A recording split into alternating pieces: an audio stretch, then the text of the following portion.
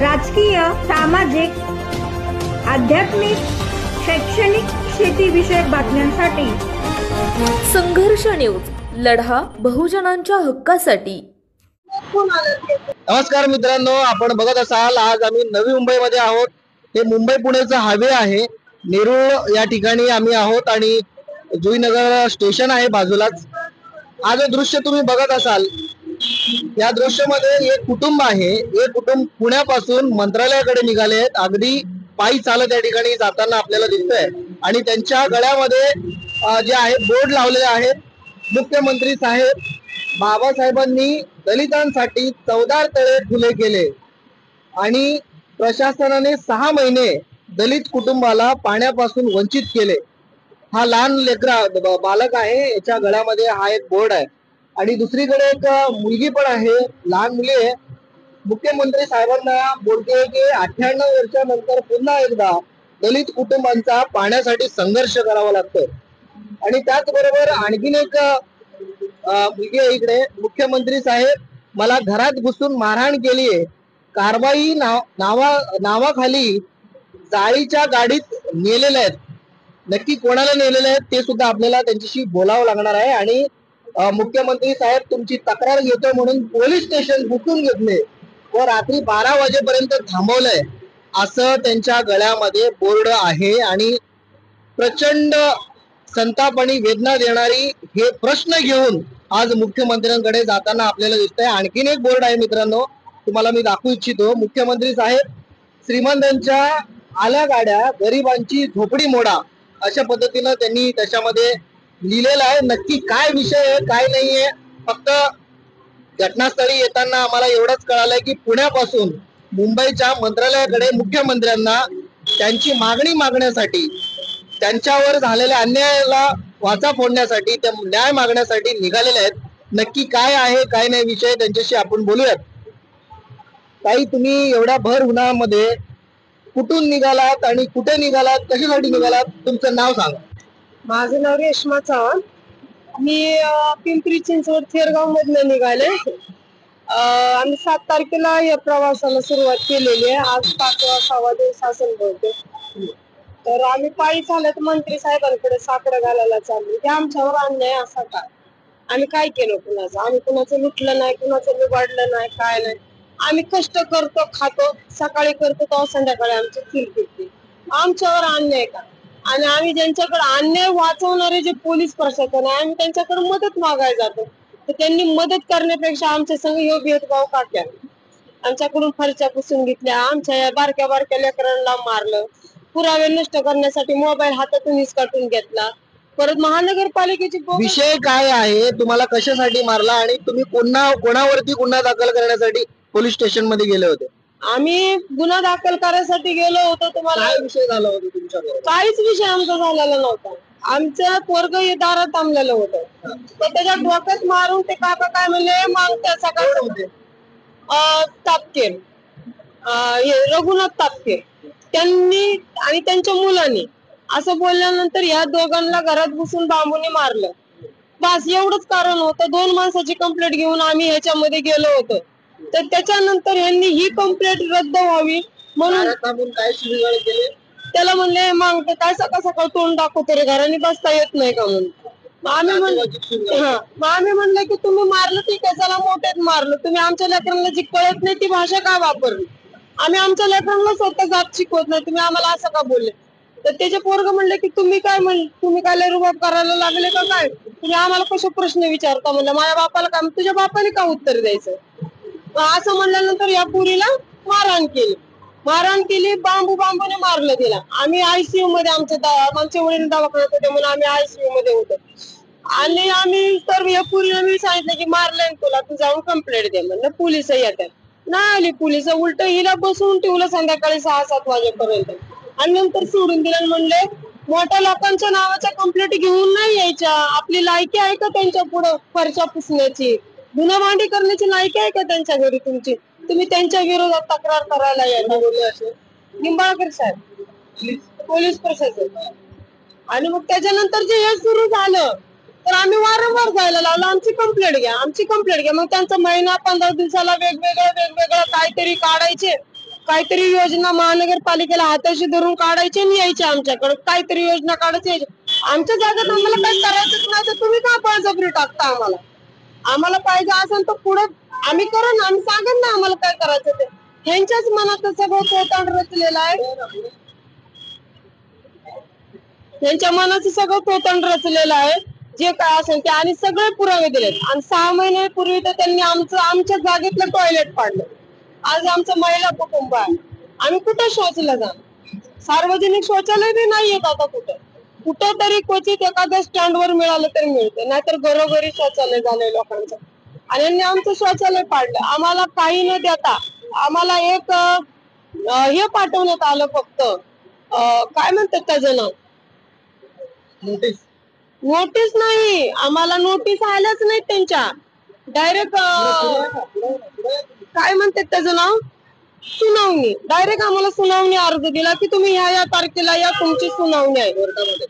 कोर्टामध्ये नाही, महानगरपालिकेत. सुनावणी कशाची? आम्ही काय केलंय? नोटीस तुम्ही काय टाकले असते तर आम्ही बोलत अरे ह्याच्याबद्दल नोटीस आली, काहीतरी आहे बाबा.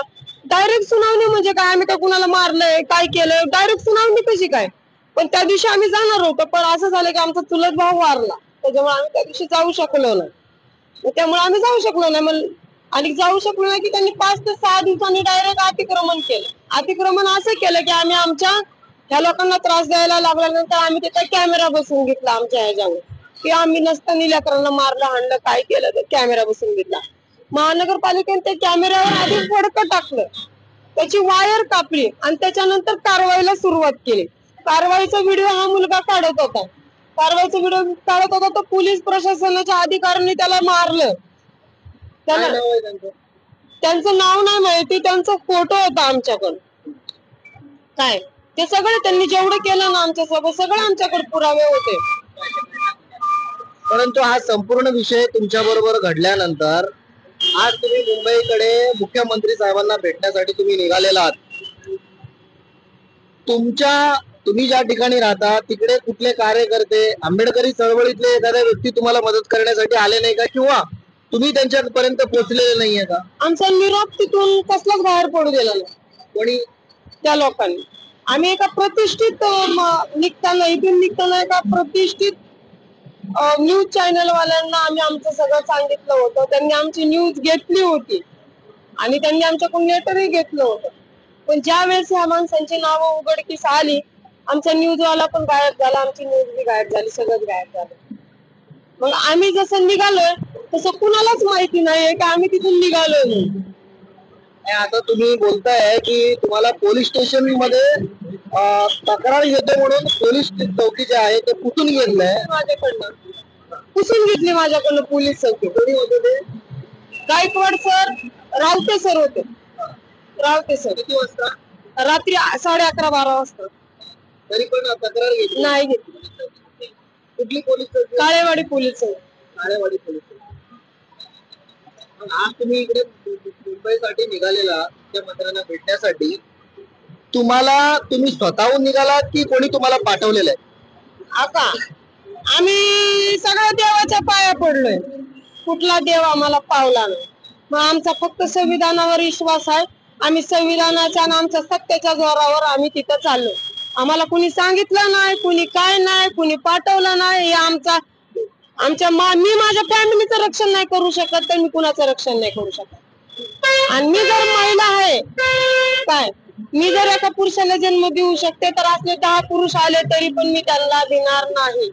आम्हाला खूप आडवे लोक आले, मोठे लोक आडवे आले, जाऊ नका, तुम्हाला असं तुम्हाला तसं ना. आम्हाला काय घेणं देणं नाही. आमचा लढा आम्ही लढणार, जिंकू हरू नंतरचा विषय, पण आमचा लढा आम्ही लढणार. आम्ही सत्याच्या मार्गावर, आम्ही मागे नाही हटणार. एक सगळ्यात महत्वाचा तुम्हाला प्रश्न विचारतो. आज असं म्हणलं जातं दलित समाज जे आहे, एससी कास्ट मध्ये, शेड्यूल कास्ट ज्याला आपण म्हणतो, एक स्टंट करतात, पैशासाठी स्टंट करतात, जनजागंडे लोकांवरती खोटे गुन्हे दाखल करण्यासाठी जातात, असं काही म्हटलं जातं.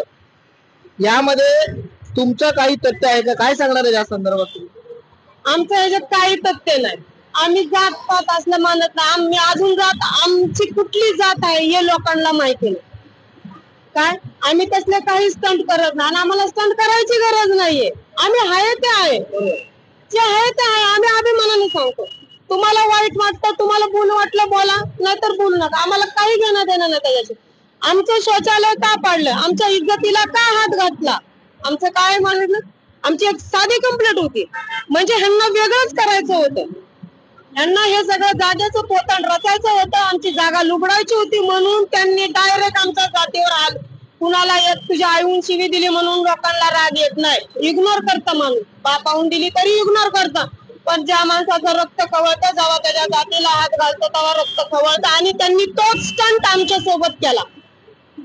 कारण की कागदोपत्री ते आमच्या सोबत लढू शकत नाही. आम्ही आरशासारखे क्लीन माणसं आहेत कागदोपत्री.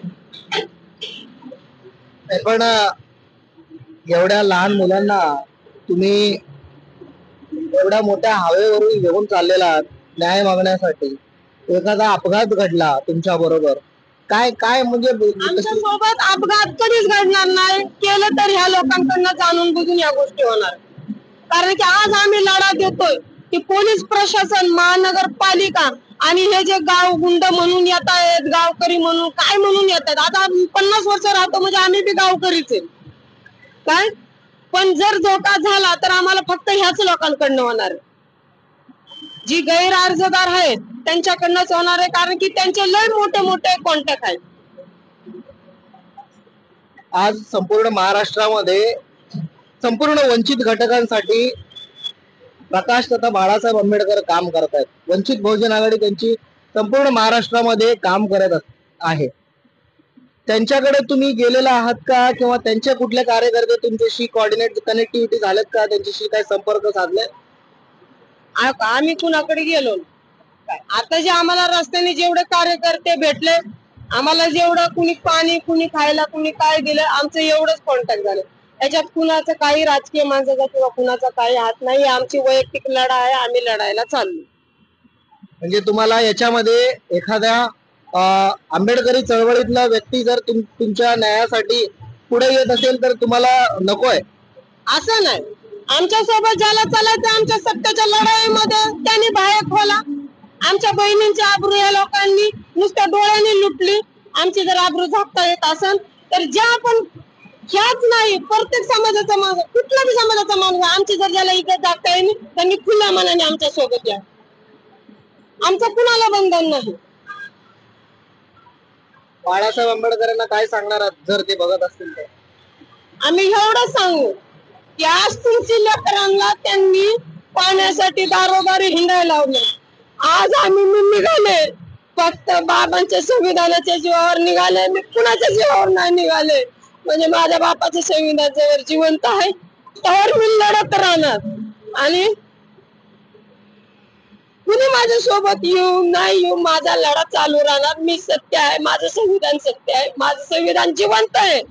त्यावर मी कुणाला, कुठल्या बाईला, कुठल्या दादाला, कुठल्या गुंडाला मी भेटणार नाही. आणि बाबांना माझं एवढं सांगणं आहे की बाबा तुमची लेकरं आज मी पाण्यासाठी संघर्ष करते, बघा जरा तुम्ही. नक्कीच मित्रांनो, अंगावरती शहारे येण्यासारखं अक्षरशः डोळ्यातून पाणी, त्या भगिनींच्या डोळ्यातून पाणी येतोय. अर्थात मी जरी न्यूट्रल असलो तरी माझ्या डोळ्यातून हा संपूर्ण प्रसंग पाहता पाणी येताना दिसतोय. त्यांच्या पाठीमागे देखील एक बोर्ड आहे, ताई जरा असं फिरा. त्यांनी अजून एक त्याच्यामध्ये विनवणी केलेली आहे. मुख्यमंत्री साहेब, यांच्या त्रासामुळे आज आम्हाला भीक मागायची वेळ आली आहे. आमची तक्रार घेणार कोण? हा खूप मोठा भयानक प्रश्न आहे. कारण महाराष्ट्रामध्ये जे एससी असेल, एसटी असतील, जे वंचित समूह, जे वंचित घटक आहेत, अशा घटकांना एकंदरीत दाबण्यासाठी इथले प्रशासन सातत्याने काम करत असते. आणि त्यांना न्याय मिळवून देण्यासाठी ना कुठला पोलीस प्रशासन येतो, ना कुठली यंत्रणा येते, आणि नाही कुठल्या सत्तेतला जो मंत्री असेल, खासदार असेल, आमदार असेल, तोही येत नाहीये. म्हणून आज यांना एवढा लांब प्रवास करून पायी चालत जाताना आपल्याला दिसतंय. या लेकरांचा तुम्ही जर चेहरा बघत असेल तर पूर्णपणे सुकलेला आहे. बाळा, तुझं नाव काय? नितळ. किती वर्षाची आहे तू? मी 10. शाळेत जाती का? पण आज तू इकडे असं मम्मी तुझ्या आई बरोबर चालली आहे, काय कशासाठी चालली तू? माझ्या हातामध्ये 11 तारखेला त्याच्यामध्ये सर्व पुरावे होते. तो मोबाईल होता. तर एक मामा आला आणि त्यांनी मला मारलं. माझा हात पिरगळून तो मोबाईल हिसकावून घेतला. तेव्हापासून मी खूप आजारी. आज तू शाळा सोडून चालली, शाळा सुट्टी घेऊन चालली. हो. काय तुझं शाळेचं नाव काय? साने गुरुजी आदर्श विद्यानिकेतन. आळेवाडी मध्ये आहे का? हो. तू मोठा भाऊ आहे ना? नाव काय? करण. करण, तू एवढा भर उन्हामध्ये सगळं घेऊन चाललाय, शाळा सुट्टी करून चाललाय, कशासाठी चाललाय तू? ते आमचं संडास बाथरूम ते महानगरपालिकेतून त्यावेळेस मी व्हिडिओ काढत होतो.